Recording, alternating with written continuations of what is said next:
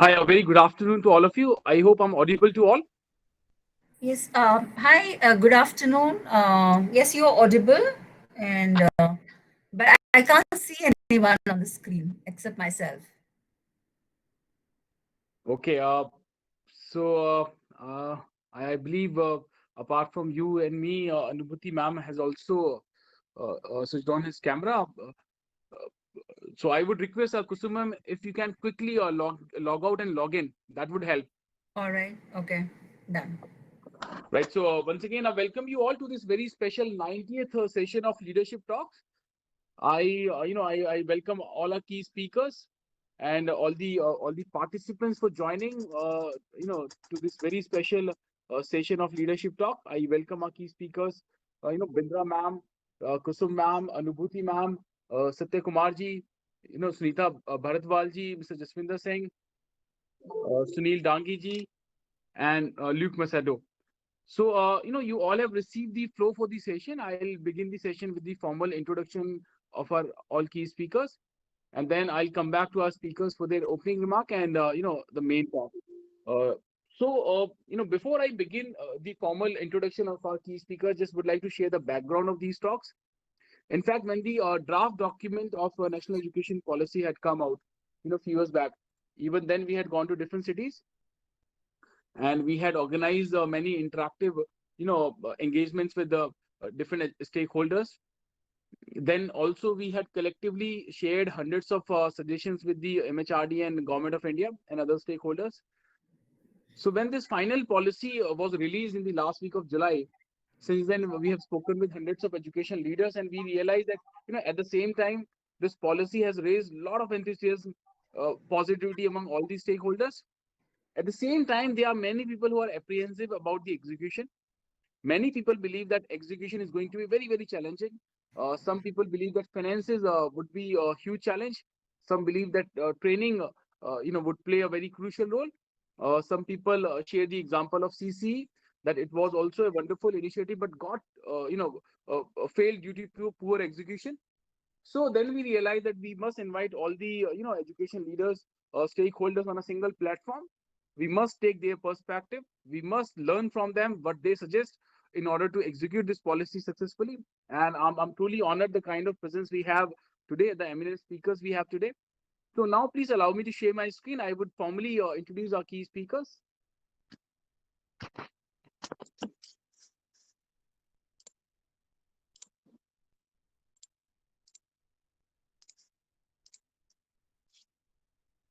So as you know that these sessions are being organized by India International Education Council and School Lalaji Solutions. India International Education Council is a not-for-profit organization which is working in the field of education. It has collaborators from 12 countries. It aims to create a better world through education. It is building quality centers for elementary education which are approachable for all kids, finding best educational practices across the globe and find ways to implement those in Indian institutions. It is also creating more awareness on hygiene and learning disabilities.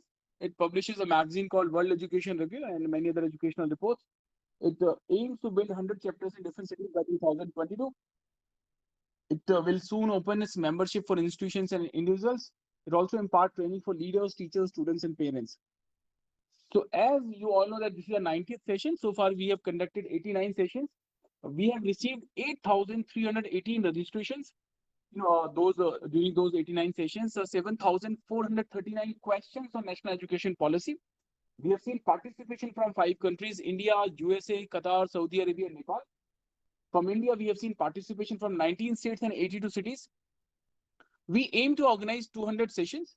We would be reaching out to 100,000 educators, 20,000 institutions, and 1,000 plus eminent speakers like today's speakers would be joining us to share their perspective and collectively build a roadmap for this successful implementation of national education policy. Now, I would request, please join me in welcoming our key speaker for this very special 90th session. Our first key speaker, Dr. Gurmeet Bindra ma'am.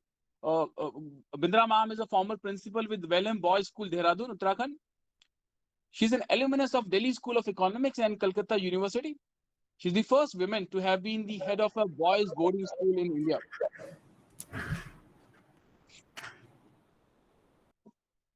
She's an accomplished educationist with over 30 years of experience in teaching and school administration. Dr. Bindra has held many coveted positions, including member of CBSE governing body as well as CBSE affiliation committee. She's also the British Council School Ambassador in India and a former member of a board of trustees of the International Boys School Coalition, as then the vice president of IBSC Asia Pacific region. The numerous awards conferred upon Dr. Bindra include CBSE National Award in 2014 that was presented by the President of India, the Bharat Vidya Vibhushan Puraskar, the Pride of Doon Award, Rajiv Gandhi Education Excellence Award, Uttarakhand Ratna Award, National Award for Instructional Leadership in the Principals category, and Award for Extraordinary Leadership 2019 by the Education World, among many other such recognitions. We welcome you, Bindra ma'am. Thank you for joining. Your presence is a huge honor. Thank you. Our next key speaker, Kusum Kanwar ma'am. Kusum ma'am is the managing director with Kangaroo Kids International. She is also the former principal with the Billabong International High School, Mumbai, Maharashtra. She is an eminent educationist with decades of experience. She is a national core committee member of Association of Primary Education and Research. She's also the joint secretary, India, of Global Youth Parliament. She is part of many social initiatives, like she's the chairperson with Shield Yourself, which is a movement to empower women.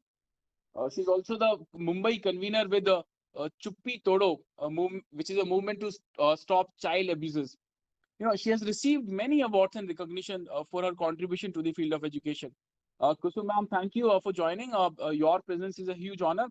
Welcome once again. Our next key speaker, Anubhuti Mehta ma'am. Anubhuti ma'am has been she is the former assistant commissioner with KVS. She's a passionate educationist with more than 3 decades in school education. She is the advisor academics with the Prudence Group of Schools. She's also the consultant, Shri Educare, which is the Shriram Group of Schools. She's also the advisor with Lakshmi Pat Singhania Education Foundation. She's also a strategic advisor to AFO Schools Pan India. We welcome you, Anubhuti ma'am. Thank you for joining. It's a huge honor to have you as a speaker. Our next speaker, Mr. Manohar Satyakumarji. Satyakumarji is Chief Mentor of Tycoon Academy, Chennai, Tamil Nadu. He's a CA lawyer and educationist.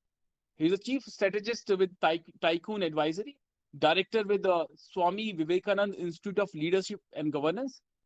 He's also the founder with the Swami Vivekananda School of Public Policy. She has served superstar Rajinikanth as his public policy advisor. From 2009 to 2013, Mr. Satyakumar was the editor of Smart Trainee, which is an e-magazine of Prime Academy.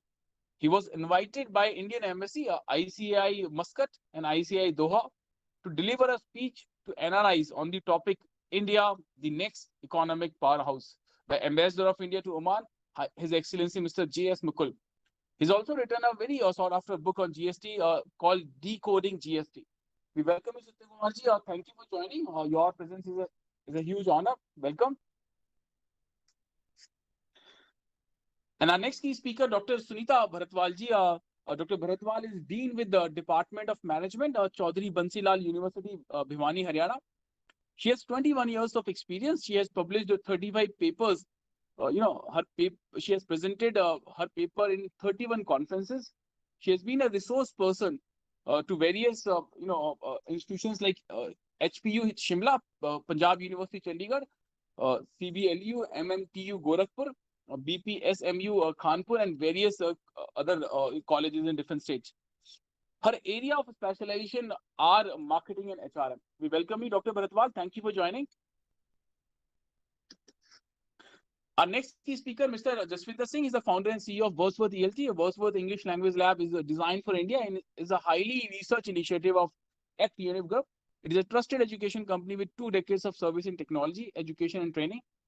Its expertise in technology, multimedia, and content development has been instrumental in presenting a world-class language lab solution for academia in India. In a short span of time, Wordsworth English Language Lab has managed considerable recognition across the country for its unique content and methodology. Over 3,000 installations in institutions across the country stand testimony of the quality in product implementation, training, and continual service provided by ACT Univ and its committed dealer network of dealers. We welcome you, Jaswinder ji. Thank you for joining. Our next key speaker, Mr. Sunil Dangi. Sunil ji is co-founder and CEO of eMango Solutions.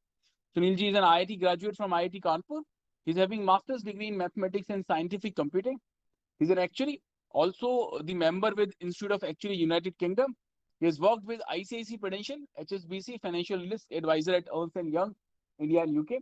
He's an entrepreneur for the last 6 years in telecom, food and education sector. He has been doing a research on career counseling for the last 2 years. And based on that research, he along with his team have come up with a solution called eMango, which is a digital career counseling platform. We welcome you, Sunil ji. Thank you for joining. Our next key speaker, Mr. Luke Macedo. Luke is the cluster head of Fatado School of Music. Fatado School of Music is India's largest music educator. It is a brand which is synonym to music in our country. It has a 150-year-old rich legacy. FSM has been working with 200 plus leading schools of India. It has trained over 1 lakh students. It owns titles like Bandit, which is India's largest school-level music competition to promote music talents across all schools. Other titles are Piano Concert, Cadence, Workshops, High Jump Training, FSM Exams, Incentive Recital, FSM Recital. It enjoys partnerships with renowned institutions like Berklee College of Music and NMIMS School of Performing Arts. So with this, I welcome all our key speakers once again. Your presence is going to make this session truly special. So with this, I would request our key speakers, if we can have your opening remark, I'll request, Bindra ma'am, if we can begin with you. So Bindra ma'am, over to you for your quick 1-minute opening remark. Dr. Gunmeet Bindra. Thank you very much. I hope I'm audible. Very warm good afternoon to all of you. And I feel honored and humbled to be part of this session. Since I'm the first speaker and I'm giving my opening remarks, I just want to set context so that we are all on the same thought process, in the sense that NEP has been the center of attention and discussion for a very long time, and very rarely has one seen an education policy go through so much of scrutiny and so much of inputs from all over, right from the draft stage. And I don't know about many others, but I feel that I feel a part of the NEP, because a lot of suggestions that were asked of us, one sees them in the NEP. India is a very, very diverse country, with a lot of, when I say diverse, we all know that the range, the spectrum is huge. So to be able to come up with a policy for a country like ours is not an easy task. A lot of research has gone into it, a lot of heart has gone into it. And while we are all deliberating on the NEP ever since the draft stage, we also know that the strength of this NEP lies in its implementation. We now hear of an NEP implementation committee having been constituted to see that, okay, there is a roadmap, but what next? How are we going to implement it? It's an all-encompassing policy, which, according to the content as written in the NEP itself, says that it is applicable to every nation, really speaking. The entire, the horizon of the policy is so vast that is actually applicable to every nation that is conscious and determined to provide quality of life to the citizens. So we are not just talking about quality of education, we are talking about quality of life, that if this policy is implemented in letter and spirit, then it will actually improve the quality of life of every Indian. With that, a lot of aspects that one can talk about, and since we were given the freedom, I shall be largely talking about teacher education when I have my chance of 7-8 minutes. Thank you, and privileged, like I said, and humbled to be one amongst such an illustrious panel. Looking forward to hearing your views in addition to sharing mine. Thank you, and welcome to the session. Thank you, Gunmeet ma'am, and absolutely, this policy has the potential to define, or in fact, many people believe that this policy has the potential to place India at that coveted place of Vishwa Gyan Guru. So if executed well in those special letters, So with this, I would request Kusum ma'am, if we can have your quick opening remark. Definitely. Thank you so much, and good afternoon to you, Mr. Rajul Pratap Singh, and to everyone at School Lalaji, and also to all the viewers here today. And it's the 90th session and leadership talk. I'm really really excited to be here. So I'm going to be largely speaking about the early childhood care national challenge with global perspectives, setting the stage. So I would say that the NEP is going to affect the overall scenario, as Ms. Bindra just remarked, and I'm really excited to see Ms. Bindra here because we met at NDTV about 2-3 years back, and after that I lost touch with her, and I hope to do have that connection today again. So it is actually a reset button of the education system. So every process, every teaching, assessment, preparation, the report card, roles, etc., everything changes to finally focus on the developmental pattern, setting the stage for holistic development of all learners, specifically, I would say, beginning at the early years. Now, the NEP has the provision for assisting children in their journey of learning and growing, replacing the race for the marks, ensuring holistic development of children to prepare them for life and for future challenges as well. This is a key overall thrust of curriculum and pedagogy reform across all stages will be to move the education system towards real understanding and towards learning how to learn and away from the culture of rote learning as is largely present today. So, however, moving from kindergarten to class one, presently there is a certain calibration and standardization that is happening too early and too soon without any checks and balances and no policy in place. So, what was immensely required was the training in the pedagogy of education, building on the play, your discovery, activity based the curricular styles of foundational stages, thus the stage is set for all of us to implement in the right spirit. So all of us need to collaborate, work in teams throughout the system to make this model successful for our learners. The new policy is an integrated yet flexible approach to education. However, the proof of the pudding is in eating, for of course, with all of us. So thank you, and over to you. Thank you, Kusum ma'am, and absolutely we need to collaborate, in order to execute this policy. So I'll come back to you now. I would request Anubhuti Mehta ma'am, if we can have your quick 1 minute opening remark. Yeah, a very warm good afternoon from in a chilly winter from Delhi. Really looking forward to have a fruitful discussion with my co-panelists today.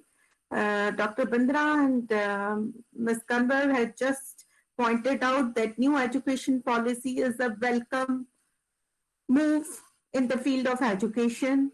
Precisely after 32 years, first time another policy was launched. But I'm surprised after independence, 9 amendments were made in education policy and practically only the second education policy is launched. Since I come from government sector, having served in Kendriya Vidyalayas, which is a very large chain of schools, 1100 schools pan India with 1 million students and 50,000 teachers. So I understand the impact of policy in the education field. So I should be largely talking about the structure, the roadmap of the education policy. Still the roadmap is not yet rolled out. It is like CCE. You pointed out in your opening speech, like CCE was a big failure because of poor implementation. So my worry, I'm not pessimistic person. I'm very optimistic, and I'm sure this time the roadmap will be good, and national education policy will be great success. But we talk so much. I wish we implement that with letter and spirit. Looking forward to have a very wonderful session today, and let's hope for fun. Yeah. Absolutely. As Bindra ma'am said that this is for the first time that there is an implementation committee has been formed. So this shows the intent of government, that they are really the convinced and uh, intended to implement this policy. So I now have, I would. I have one more point to add on. My worry is every time, as and when these committees are formed, they are not headed by the educationists. Like we have this NEP is also framed under Dr. Kasturi Rangan.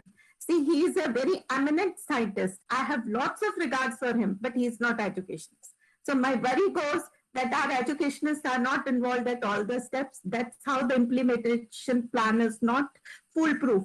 So let's see now how things move forward, and we'll have Right. this. Thank you. Right, Anubhuti ma'am. I'll come back to you now. I would request, Satya Kumar ji. Satya Kumar ji, can we have your 1 minute opening remark? Thank you, India Education Council. It's a pleasure to be here in this elite panel of educationalists. Indeed, my experience goes in giving inputs to Mr. Kasturi Rangan when this new government got formed. At the time, HRD Minister was Smriti Irani. When she came for a meeting in Chennai, I've given a lot of inputs for them at that point of time. I was very sure in 2014 this government is going to bring some reforms in the education system. And mainly to touch upon, coming from this part of India, South, this education policy is a very transformational thing, especially for Tamil Nadu. The very important aspect that I'm going to touch here is the three-language policy. The three-language policy, because Tamil Nadu, if you look at it, to come into the national integration, it requires a link language. Link language. From the cultural perspective, Tamil Nadu is the highest level of language, the oldest language. Tamil is the oldest language. From the economic point of view, as a linked language, three-language policy is one of the highlights of this national education policy.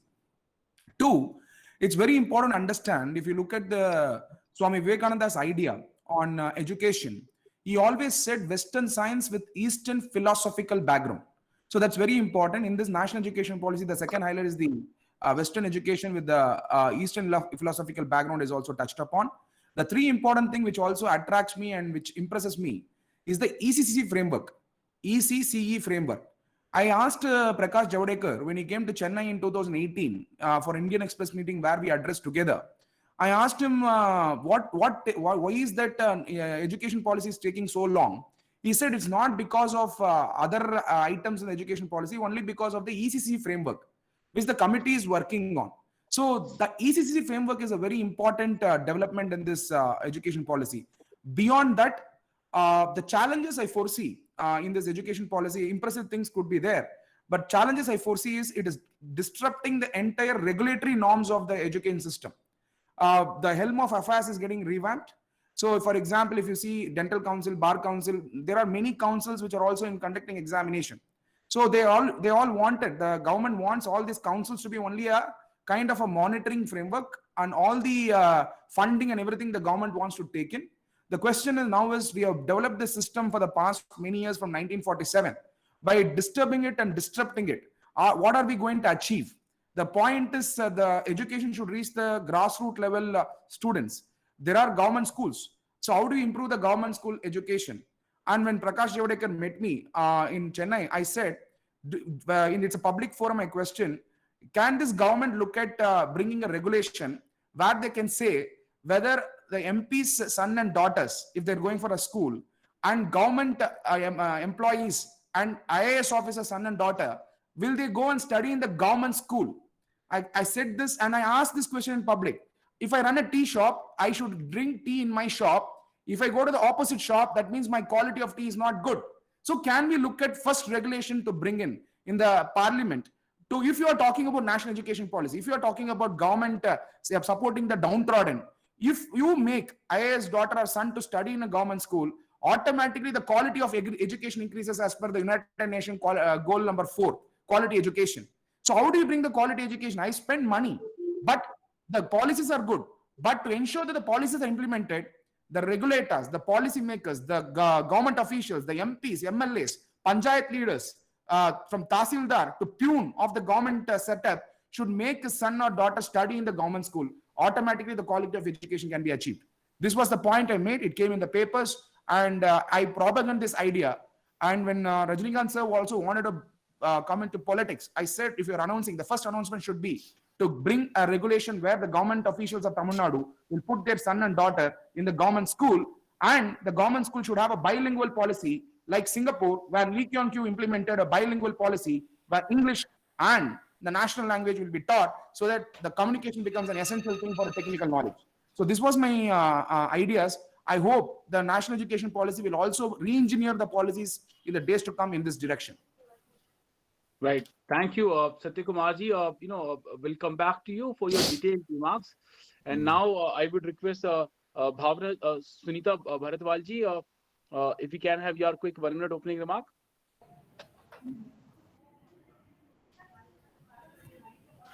Good afternoon to all. Thank you, Rajulji, for the introduction to the illustrious panel today for the discussion. And I really congratulate the school Lalaji and the India International Conference, the Council of Education, for organizing these kind of leadership talks, where all, the much needed, and as it's already been stated, that it is a very welcoming move of NEP, and to everybody's curiosity, and everybody, especially when you talk about the educationists. So this particular topic, or it is required that all the stakeholders who are being affected and who are really going to affect this particular policy in not only implementing it, but defining the quality of the new education system. So what I believe is, like, because I'm working in a university, so the problems which I come across in the higher education, I feel they are directly related with the ECCE framework of the new education policy. I feel a already molded person who comes, to the university cadre when he comes for the higher education, and we try to, mold that person. We try to imbibe the communication and soft skills into it. It really becomes very difficult. Too much into it. But so that is something, which needed, that there need to be done something at the basic level.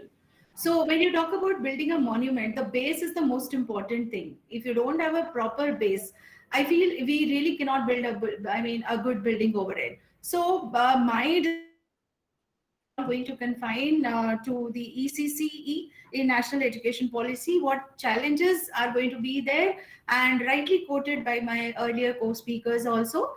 And I do agree with every points they have quoted out, that we need to ponder upon how this particular thing is going to get implemented, because we all have a common its implementation.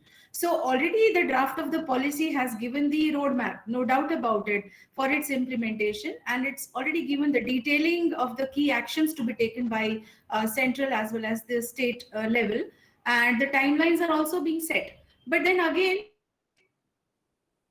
we educationists, especially because we are the people who are going to get it done. We are the people who are going to affect it most. So this is going to be my part of discussion over the ECCE. Thank you so much. Thank you, Sunita ji. We'll come back to you now. I would request Jaswinder sir, if we can have your quick opening remark. Yeah, first of all, apologies for joining in late. I had back-to-back other sessions also. But anyway, so my name is Jaswinder and I head a company by the name of Wordsworth. I suppose Rajul must have introduced that. But we being a language company, we work with some 3,000 plus schools and colleges. So my focus on today's discussion is going to be on language. It's going to be how the 3 language system is going to work, how important is to have the mother tongue being used to teach earlier fundamentals, what is going to happen to English, how are we going to use technology, because we basically are in a tech company. So we use a lot of technology on for delivering teaching learning sessions to students and teachers. So that's what my focus is going to be. I'm also going to focus on a lot of issues that people are raising. And I've been into education 30 years now. And yes, there are a lot of concerns which have come up when they start talking about NEP, a lot of things to be done. How are we going to do it? How is it going to be managed? Everything, everybody's worried about that. But my point here would be, yes, we've got a Herculean task, but we have to start somewhere. Okay, we will start, we will fall, we will get up. But that's how huge projects are implemented. We call this as a disruptive education system. It will change a lot of things. But disruption is what works nowadays. So let's all get together and see how well we can implement the policy. The policymakers have made it. Now it's our turn to make it happen. So over to you, Rajulji. Right. Thank you. And that's we would be exploring today that whether it's just a disruption or it's also what Mr. Kumar said, disturbance, to many established institutions. So we'll check it together today. So now I would request, we have just got information that Mr. Sunil Dangiji won't be able to join us. On his behalf, his co-founder, Mr. Nitin Nagpal, has joined us. Welcome, Nitinji. Over to you for your quick opening remark. Thank you, Rajul. First of all, accept my apologies on behalf of Sunil that he couldn't make it. And thank you, everyone, for taking out your precious time uh, to add a little value, whatever we can, for the betterment of our future generation. Education is not the filling of a pail, but lighting of a fire. And NEP 2020 has certainly ignited that fire. It has opened the horizons of new opportunities. For example, now a student doesn't have to choose physics if he doesn't like it, and can choose chemistry, maths, and accounts to acquire the skills in his or her own interest areas. I'm representing eMango and will be speaking on the importance of API of a student and how we can use the technology and take its help in choosing the best fit career for a student. Thank you, Rajat. Over to you. Thank you, Nitinji. Now I would request Mr. Luke Macedo. Luke, welcome back. And you are kind of a brand ambassador for these leadership talks. So we are very excited to see you back. So Luke, over to you for your opening remark.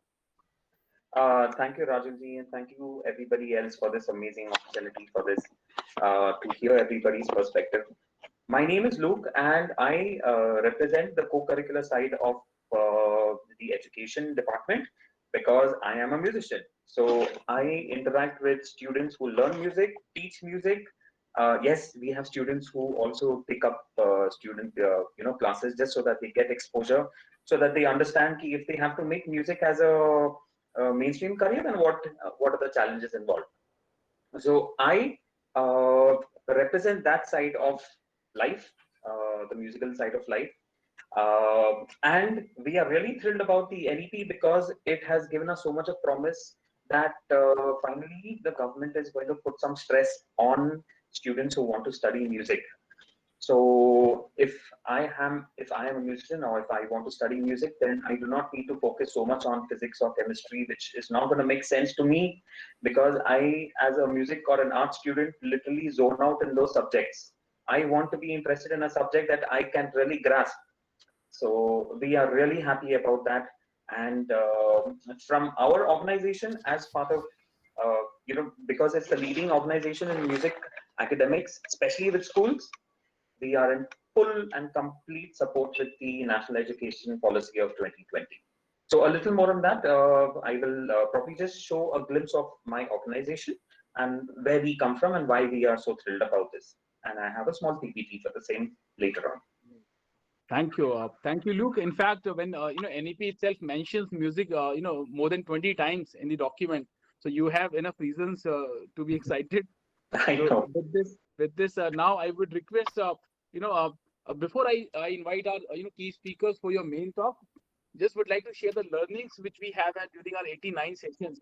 During our almost 89 sessions, almost every speaker said that this is a wonderful document. This document has huge potential, but at the same time, almost everyone believes that this is going to be very, very difficult to execute. Many believe that it is going to be almost impossible to execute for rural schools, for government schools, how they are going to execute that, how they are going to arrange resources. Many people believe that good schools in metro cities, they're already implementing a lot of points which are being suggested in NEP.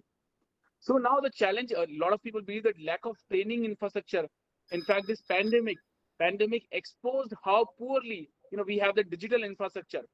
We are calling it like many schools or many, students could not avail those online classes because we do not have internet infrastructure, everywhere. So there are huge challenges, and absolutely what Kusum ma'am said, that in collaboration we can find solutions for every challenge. So now I would request Kusum ma'am, if we can have your talk. And I would request all the speakers if we can, limit our thoughts in that timeline, 8 to 10 minutes. Otherwise, you're going to be stay here till 5:30. So please don't tell me after 5. So now I would request Kusum ma'am, over to you. Definitely. Thank you so much. So yes, the setting the stage is happening for a global perspective, in early childhood years, and everyone agrees to that. And now this has come with many changes, of course. So many steps taken, assure us that we are setting a stage for a strong foundation for all years in the school education. So because that being foundation, so the first step being early years of school education, the mega block 5, and I would like to call it, and I always call it the magnificent 5 of the 5 plus 3 plus 3 plus 4 of the policy. So by including this magnificent 5 in the foundation years, the age group of 3 to 6 years is setting the stage for a robust base of early childhood care and education, starting at 3 years. So thus recognizing that 85% of the brain develops in the 0 to 5 years, something research has been saying for the last 2 decades. And on the lighter side, companies like Bonvita have actually been benefited with this tagline of brain development.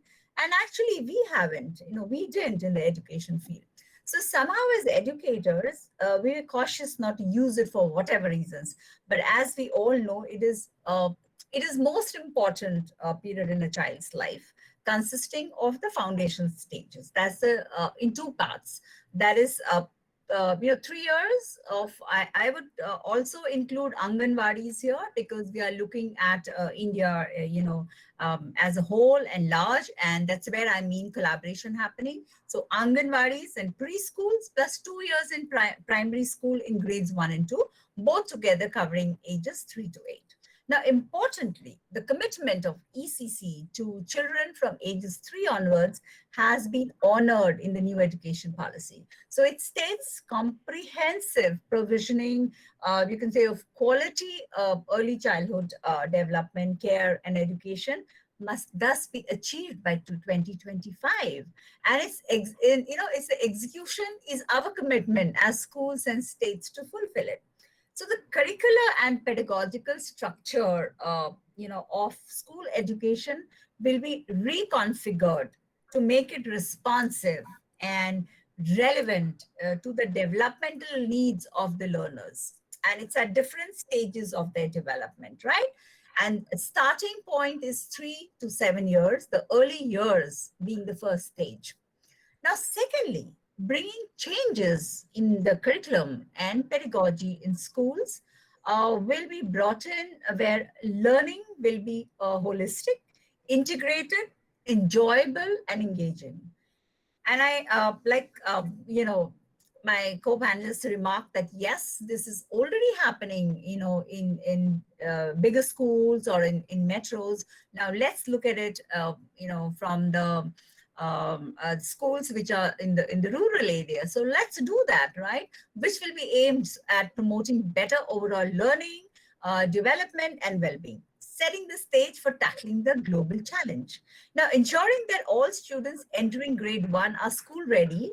So creation of this foundational stage, which means children in the primary years will not go through the sudden stress, of long hours of schooling, from 2.5 hours to 6 hours. So the curriculum and methodology suddenly changes overnight, for a 5-year-old.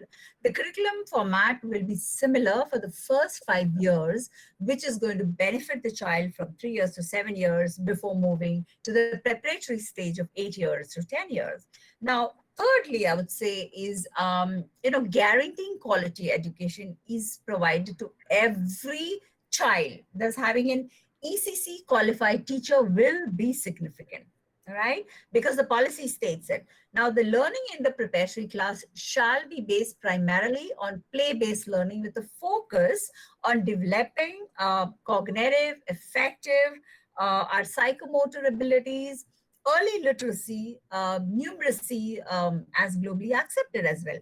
Then inclusion of the social emotional development, in the policy. So it simply recognizes that emotions play an important part in how a child learns from the formative years. Core competencies that don't distinguish between academic proficiency and co-curricular leads to holistic development. Then comes your physical, your mental, your health aspect brought into the scope of this policy. So that is setting the stage for global perspective and the national challenge address. Now, then including is unrestricted use of mother tongue in early childhood learning. Multilingualism at the foundation stage will pave the way. Better grasping of concepts from early years, and for the first time, the policy has recognized a multilingualism. So that is more inclusive and pedagogically shifting focus to discovery, to play, to activity-based learning, which helps with the execution as there's a parallel drawn between multilingualism and the power of language and understanding that young children learn and they grasp concepts more quickly in their home language, in their mother tongue, and this will help in executing the intention of the policy. Now, as research clearly shows, children pick up languages exceptionally fast between ages 2 and 8, and thus using multilingualism as a tool will boost problem solving. It could be other skills like critical thinking, listening skills, in addition to improving your memory, improving your concentration, thus supporting schools and executing the pedagogical frameworks faster, as is practiced in many developed countries. So emphasis on teaching in mother tongue. Now, further supporting this will be preparing high quality bilingual textbooks, right? So that will also happen, where students are enabled to think and speak about these subjects along with the other subjects. So both in their home language, mother tongue, and in English, this when all languages are taught, in an enjoyable and interactive style with plenty of collaborative conversations, the impact, on the learner is huge. Now, again, with early reading and writing in mother tongue in early years, that will ensure that any gap that or any gaps that exist between the language spoken by the child and the medium of teaching are bridged. Execution becomes simpler. Now, teacher competency, very important factor. I like to take this and add this in ECC because that's what mentioned in the policy for the foundation years. Teacher competency and proficiency for ECC teachers will see a huge shift for implementing the NEP. It's not going to be only about having a teacher, but having a competent teacher to execute the policy, right? So also in NEP, inclusion of the professional development of teachers. So effective PD that enables educators to develop the knowledge and skills they need to address students' learning challenges. And PD is professional development is not effective until it causes teachers to improve their instruction or causes administrators like us to become better school leaders, thereby enhancing competency overall. Thus, training is central and fundamental here, and the stage is set.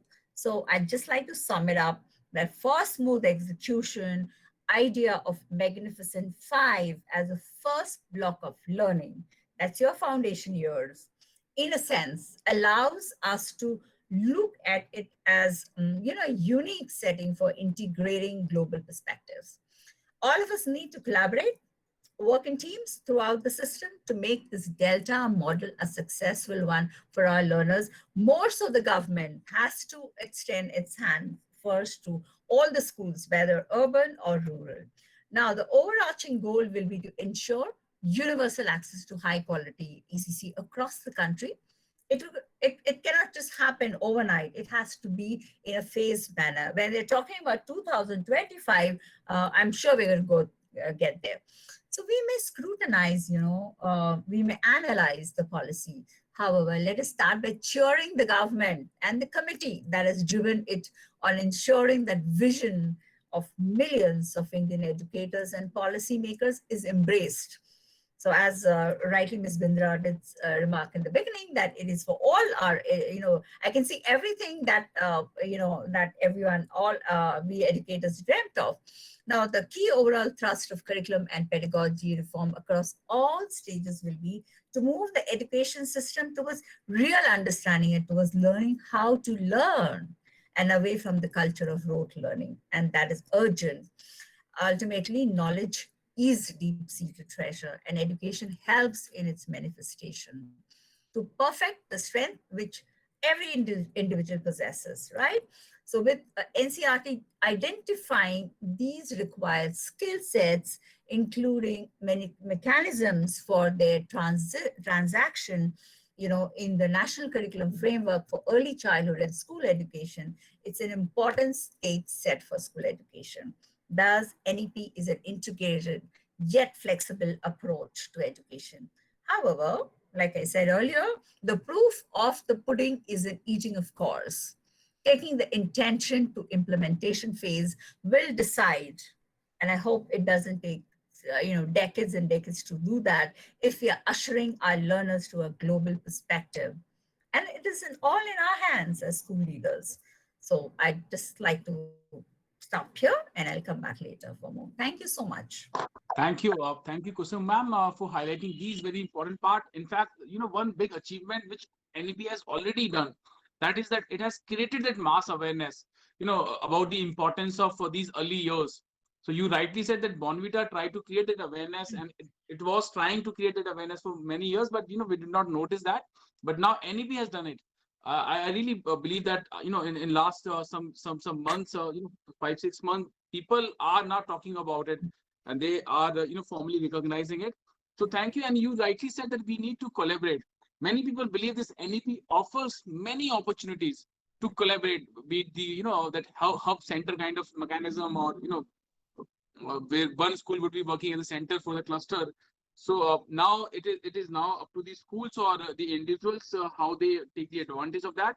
You rightly also talked about that NEP has potential to offer that universal quality education if executed well. So key lies in execution. So thank you, Kusum ma'am. We'll come back to you with questions. Now I would request Anubhuti Mehta ma'am. Anubhuti ma'am, you have worked with the government, you have worked with the private educational institutions. So you have seen both sides how they work. You have seen the challenges they face. So we all are excited to hear your ideas and your perspective on NEP. Anubhuti ma'am. Yeah, thank you. I'm glad that Kusumji has already touched ECCE. This is a topic which is very close to my heart. I am a chairperson of Anganwadis too in Delhi area. So I look after more than 100 Anganwadis. So the moment she said ECCE includes Anganwadis, I wish some of us must visit the Anganwadi and see the plight of the children inside the small, congested, dark, non-ventilated classrooms with the unskilled teacher. My heart goes for those children. Since I worked with government, as I earlier told you, I know how government plays with the data. We have, if you simply look at the data of CBSE, you will find there are 16 lakh students who appear for grade 12 exam every year. Out of these 16 lakh children, almost 12 lakh children come from rural background and the government schools. Only 5 lakh children belong to the elite CBSE schools. So one policy, one yardstick for all backgrounds. I'm still not able to, make it out that how will it happen. I am fortunate that I have worked in almost all corners of India. I have worked in Northeast, I have worked in Deep South, I have worked in Western part of the India and the northern part of the India. And presently also I'm heading 3 to 4 organizations wherein I look after more than 100 schools. So when I go to my remote area schools, I find there are many challenges. Before talking about the challenges, let me take a aspect of national policy of education which I want to emphasize on. There is one aspect which talks about reforms in school curricula and pedagogy. The school curricula and pedagogy for holistic development with 21st century skills. We have already lived with 20 years of this century, and still we are harping on 21st century skills. Reduction of curricular content for essential learning. there will be again textbook writing, which will happen. Increased flexibility and choices of subjects. This is something which is really worrying because I could hear a remark from one of my co-panelists, Luke, I believe, who is a musician. He pointed out that physics and music doesn't go together. Luke, I'm fortunate that I'm a physics person. I have got nothing to do with music, but I can appreciate music. I can appreciate any kind of co-curricular activity because I myself have implemented a number of, the highest achievement of mine in life is conducting a Republic Day parade for the school children. So I can appreciate music. I'm a physics person. So I'm trying to tell you that co-curricular activities and curricular activities are, they go hand in hand. We should not see them in isolation. One more point which NEP highlights is no rigid separations between arts and sciences, humanities and sciences, between curricular and extracurricular activities, between vocational and academic streams. No rigid separations. This is something worrying me. When there is no rigid separation means you want a child to study physics with music, with geography, and maybe some history. But tell me, are we going to reframe our NEET and JEE exams? Are we going to do that? Are we going to work on our IITs, higher education, maybe the professional colleges? Where are these guidelines? I don't know. Still, I cannot place those. And just have a heart for the remote area schools where it is very difficult to find out a teacher for physics, chemistry. Now, physics teacher is teaching. Now you need another vocational teacher. I'm still not able to place my staffing on this particular aspect. I have to see to believe it. Then vocational education in schools from grade 6. That is a very progressive step. But I heard that children will be given 10 days internship in each semester. Now, who will take care of these children on those 10 days internship? There are so many unanswered questions and there are linkages which we have to work on. But yes, it is very progressive because we are looking at from international angle. I appreciate we are looking at that from international angle because this happens in many of the elite universities in US and maybe in UK where our children go for higher studies. Agreed, but let's work out keeping Indian scenario in mind. Are we prepared at grassroots level to handle our teenagers and leaving them independently to work for such kind of activities? I am again very optimistic about it. A new comprehensive national curricular framework for school education, NCFSE, will be prepared by NCRT. It is a very ambitious. We were planning to implement this NEP right from the session 21-22. I think government has put it on hold, keeping this pandemic in mind, and since the schools are not functional full-fledged, probably this will shift to next session, that is from 22-23. Very ambitious targets are set. I appreciate by 2030, we will find that the classrooms, we have full-fledged vocational implementation. We'll have 5+3+3, 5+4 system available. My heart goes for this 4. That is from class 9 to 12, the treatment will be same. I'm not able to place it right now, but let's have a good, fruitful discussion and then let's see what happens in due course of time. That's all from my side. Thank you, Anubhuti ma'am. And you highlighted the real side of I would say where we are going to face challenges and what is the real picture available. So you absolutely said 10 days vocational training or many other such proposed initiatives look very promising, but the execution would be challenging. And in fact, that this also says how schools are going to arrange the logistics. The safety and other challenges are one thing, but how schools are also arranging that logistic thing, to train those students. So, but I believe the key lies in the collaboration, which Kusum ma'am said, that we need to find, we need, like a lot of people have suggested that, now schools, schools would need to look for more support from the parents, from the nearby colleges or ITIs available. So the support is available, resources are available. I must say that, but like the execution would be challenging. Now, with this, I would request Mr. Satkumar, Satkumarji, during your opening remark, you had asked this question, from Prakash Javadekar, every IAS officers, children go. So I would request, while sharing your interpretation during the main talk, please also share the answer which Prakash Javadekar gave to you. What was the answer, how he felt about it. So now over to you, Kumarji.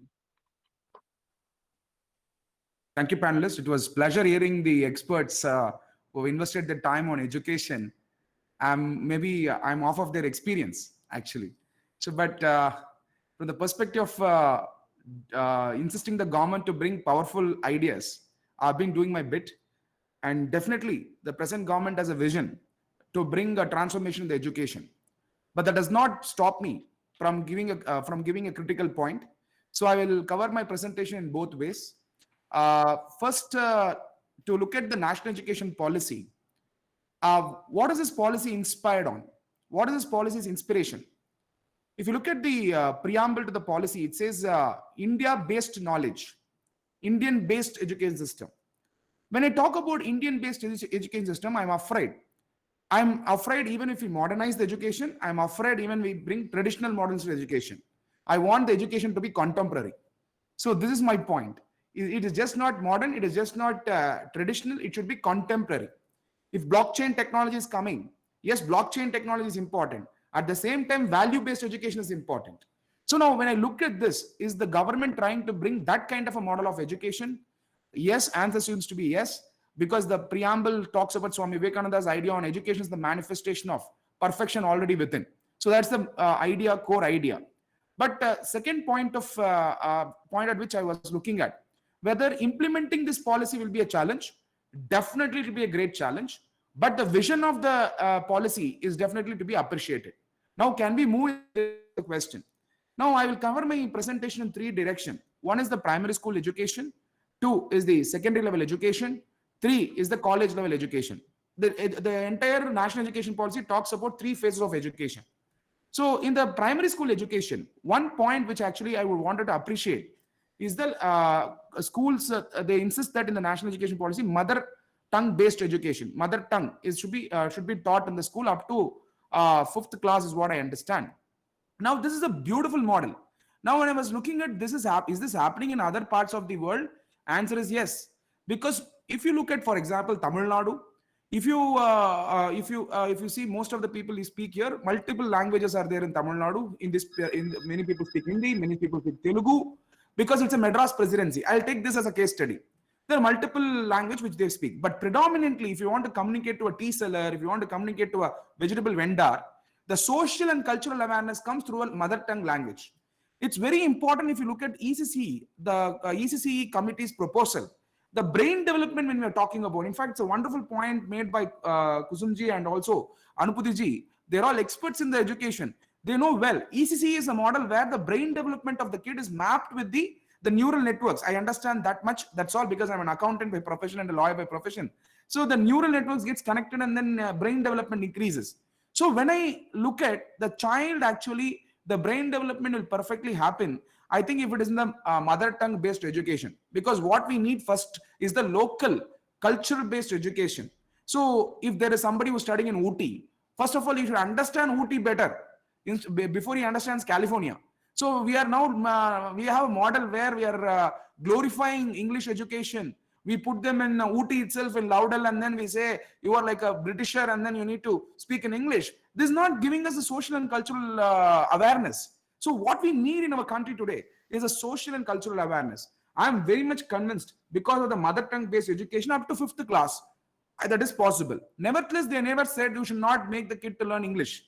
But the way they teach is going to be mother tongue based education. Now, after 5th class comes your middle school education, which progresses to middle school level education. But at that time, you cannot say I will teach in mother tongue. because your physics or chemistry or biology or in biology, botany or zoology, everything is a technical term. The technical advancement happened in English only, whether we like it or not. English has become a link language around the world. So it is very important that the language policy changes in the middle school level. So from the primary school level, what I like is the mother tongue based education, which brings social and cultural awareness. Now coming back to the middle school and the high school, what I like is the first thing is that they're bringing a 3-language policy. In the 3-language policy, if you look at, a very important thing to be observed is that they say 1 foreign language and 2 Indian languages. And beautifully they have put across, one should be a classical language. So Tamil Nadu was opposing vehemently the Hindi thing. You see in Tamil Nadu, if you support the central government, whether A party or B party, C party or D party, anybody who supports central government, they will not be accepted, not only among the government people in here in Chennai, but across Tamil Nadu people also think, if I try to speak about Hindi, they think we are imposing Hindi. That is not the case.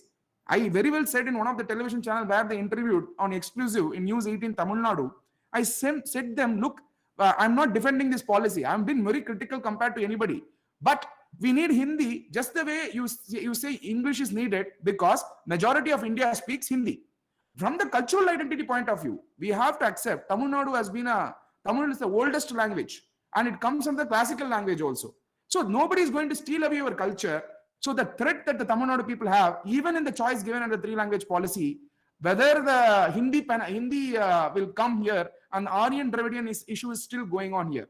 So we have to understand the local issue. So the 3-language policy is a beautiful idea, because foreign language by default, they are not going to learn French. They are not going to learn Germany. So when they say foreign language, English comes automatically. 2, the one regional language will be there, and 2 Indian languages will be there. Obviously, the person who is in Tamil Nadu or in Karnataka or in Andhra Pradesh will choose Telugu. If he's from Telugu is a mother tongue, so Telugu will be taught or Tamil will be taught. The third is classical language. That is where you have a hint there. What is a classical language? Tamil is the oldest classical language. Then you have Kannada as the oldest classical language. I think Oriya comes under that. And I think Malayalam comes under that. And finally, we have Sanskrit coming under that. So it's a beautiful model. Let's take what practically happens. I take up English. If I'm in Tamil Nadu, I will take up Tamil. Then one classical language other than Tamil will be what? It will be either, Tamil is a classical language. I choose classical language. By default, I have to choose Hindi. So it's a beautiful model that the government has brought. They did not compel, but the process makes you to automatically pick up. Now the question is, this government will not hear, so I went and surveyed my team under Swami Vivekananda School of Public Policy. We went and surveyed auto drivers, servants in slum areas. I asked them, what is your ambition? My ambition for me is that my kid should speak like you, English. My kid also should speak Hindi like you. That is the ambition of an auto driver also. So considering this, the auto drivers are welcoming. Who is not welcoming is the local politician, regional politicians who are not having nationalistic idea. But if you see, are they running a CBSE school? Yes, they are running CBSE school. Are they teaching Hindi? They are teaching Hindi and also English, and their kids are all speaking Hindi. So this is a hypocrisy. So I broke this hypocrisy in Tamil Nadu and said, look, 3-language policy is important, whether you like it or not. English, then you have, but if you look at the policy, Tamil Nadu will adopt English. 2, definitely students will tell you it's Tamil, because it's a classical language. Third option will be Hindi only. So the purpose is solved. So English becomes the majority of the language speakers in the world. 2, Hindi is the majority of the people speak that. And Tamil is the oldest language where the culture is also preserved. So this is the solution that the government has provided. But people who oppose, they say it's an indirect route. Now, why I'm giving this example, learning an extra language definitely is an edge. Definitely it's an edge. And if they say, when they compare Tamil and Hindi with the cultural thing, I always say Tamil is the highest culture. But from the link language perspective, even Gujarati says Gujarati is the best language compared to Hindi. But when he goes to Delhi, when he goes and links up with Maharashtrian, when he goes and links up with Andhra Pradesh, when he goes and links up with Karnataka, he automatically, the link language is Hindi. Now you cannot say, why not English? Because English cannot be taught that easily, because we need infrastructure, we need teachers, but local language can't be taught, and majority people are speaking Hindi. So this is the problem that this part of India has, which you should all understand, which is very peculiar and new, because the design of the political setup here, ultimately political economy determines your policy penetration. So you have to understand that.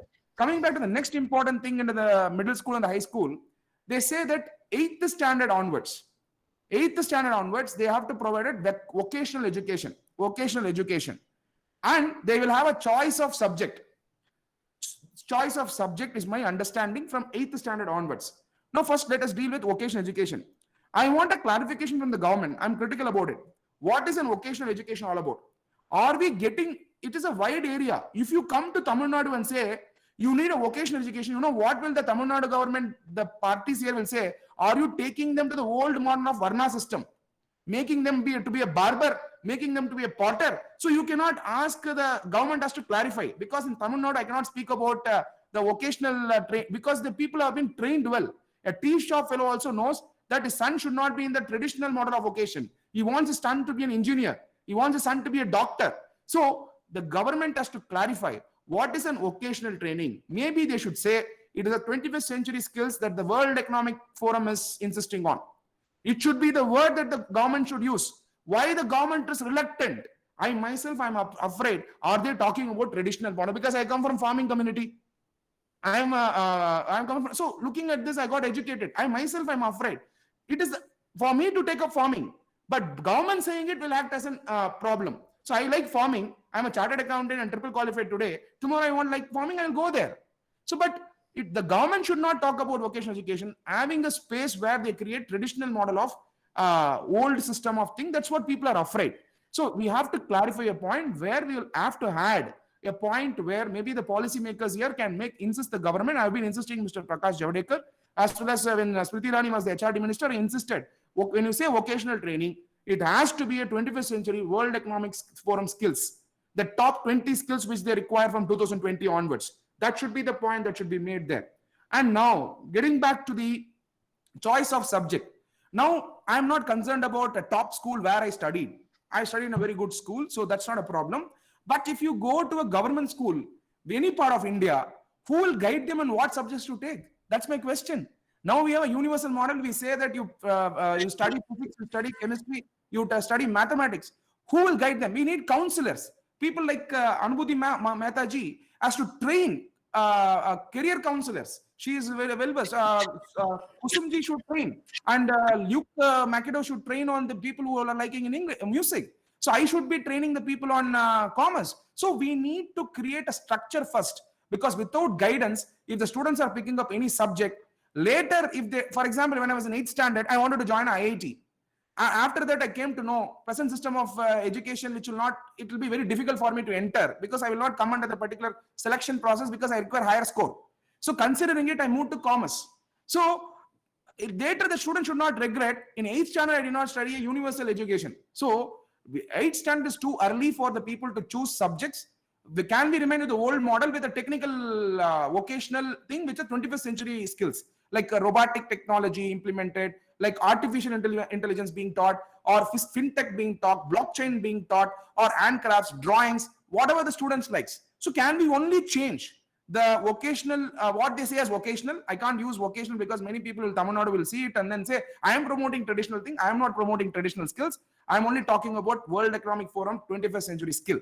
Now, this is a school education. Now, 11th and 12th, I am coming to the, this is the two areas which I wanted to highlight. After these two things, one more important thing is the government is talking about National Testing Agency. Government is talking about National Testing Agency. When a student completes 12th standard, and if he has to enter higher education, he has to write National Testing Agency. Now, it is wonderful idea, but the question is, how will the people in the rural areas will take up this National Testing Agency? And the quality of education in Tamil Nadu is not the quality of education in Bihar. The quality of education in Bihar is not equal to the quality of education in NCR in Delhi, the quality of education in Mumbai. So I think the National Testing Agency, and they also said the choice of subjects are with the student. The question is, how will the National Testing Agency conduct examination for the student's requirement? This is the next concern. So this National Testing Agency has to be clarified. I think that each and every point made in the national education policy requires a framework. Whether it is a language policy, there should be a framework. Whether it is a national testing agency, there should be a framework. Whether it is a vocational training, there should be a framework. So the framework has to be released. Detailed framework has to be released. And they say 3 language policy is a choice of the student. Now let's assume in a class of 70, one student alone says, I want to read Telugu. Whether he will be denied admission in the school. That's my concern. So, or the school will insist saying that indirectly, government says you choose, but the principal will say, look, my dear kid, please take up Tamil. So the entire purpose is defeated. So the choice could be there. Are we going to bring digital education for language is my question, so that we can cater for every segment of student? Or we are going to have the teachers for even a single student? Can this assurance be brought? That means if that is the case, don't try to say it is an option, because ultimately students are going to be compelled. So this puts down the policy in this direction. Finally, I will take up another 3 to 4 minutes. Is it okay, Ji? 2 minutes? Is it okay? Yeah. SG. So, Yes, 2 more minutes. yeah, I'll take up. So coming back to the college education. So this college education is a very interesting thing. I'm not going to deal with technical education. We'll do it in some other day. These are all framework we have to deal with separately. College education, I'm going to deal with arts and science education, because 75% of the higher education students are arts and science education. So in that 75%, many students are joining arts and science. Now they are getting a degree called BCom, BA, BBA. Hereafter, after national education policy gets implemented, it is going to be called as BLAS. Whether you study accounts, whether you study physics, whether you study chemistry as a major. So it's going to be called as BLAS. Fantastic idea. This is what is happening in foreign universities. I appreciate it. But they're talking about major and minor subject. Now Luke McAdoo will be very happy. The Satya Kumar takes up accounting. And accountants are all dull-headed fellows. That's what I myself feel. Most of the time, we don't even smile. Let's assume I take up music. And music and accounting. Okay, so I'm just talking on a lighter vein. So Luke McAdoo says, Satya, pick up music. It will be very good for you. You have a talent. So accounting and music, fine. So I take up music as major, accounting as minor, fine. Physics and finance is fine. Now the question is, how will college cater this education? That's my point. Now there will be a time where college itself will decide majority of the students are taking up this course in this part of the country. So we will offer that and make them choose in a back door. So this is the question I have. So when you are saying the choice is there, is it the choice for the college or is it for the choice for the student? That clarification doesn't come. So the package offered today by a college, whether that package will be customized for a student or it will be, so just because Luke McAdoo is there in my college, I will love to choose music. Just because A.R. Rahman will be there in my college, his academy is running in my college, I'll choose music. But this question remains in the mind of the student. This has to be clarified by the government. Beyond this, the college education, it is going to become 4-year. It is not 3-year. As of now, BCom, I think there is an echo. This is the final phase, so that I'll complete it. The BCom, somebody has to mute. Yeah, fine. The BCom or BA is a 3-year now. Now the college education is going to become compulsory 4-year. The beauty of this course is, BCom first year many people pass. Second year they get higher. They throughout the life they become higher. Now the beautiful model is for the dropouts. It's a wonderful model because again, please understand, it is a government social responsibility that they are fulfilling. Because what's happening in the college education, many people drop out and they don't come back to the college. And this is a social responsibility because many people are not graduates. So what the government is trying to do is, for example, somebody completes first year, they will be given certificate completion. So that government doesn't have compulsion for the next year for the student to continue. Second year, if a student completes, he will be given diploma. Third year, if a student completes, he will be given a degree. Fourth year is an option. They can come back anytime. The question is, they can come back in 50 years or 45 years or 35 years. The limitation is not fixed by the government. Only when they complete the fourth year, they are given honors degree. This system is very good. They can have an external experience and come back in the fourth year. But at the same time, the government should clarify what happens to the student if he keeps 1 arrear in the first year, second arrear in the second year, third arrear in the third year, whether he will be awarded the certificate and degree and the diploma. So this is the next clarification in a micro perspective. Last phase of discussion, I'll cover it in another 30 seconds, is the revamping this structure of regulators. So today you see there are 18 councils in the country: dental council, medical council. Maybe tomorrow they will also bring out of dentist maxofacial, some specialization. There will be another council. They keep bringing council. This council is a regulator. They conduct examination and everything. The present structure in the national education policy, they say the councils will only be only be playing a part of education. They will not be funded. They will be, so who will be funding it? How they will be doing it? These are all a question mark. Now the question is, I always think only this government is thinking in this way. Why not the previous government was not thinking this way? So that means the question is, my question was, the previous government did not think the way this government is thinking. So what was the discussion that happened in that time? Why they brought that structure? That means there should have been a reason why they brought that structure.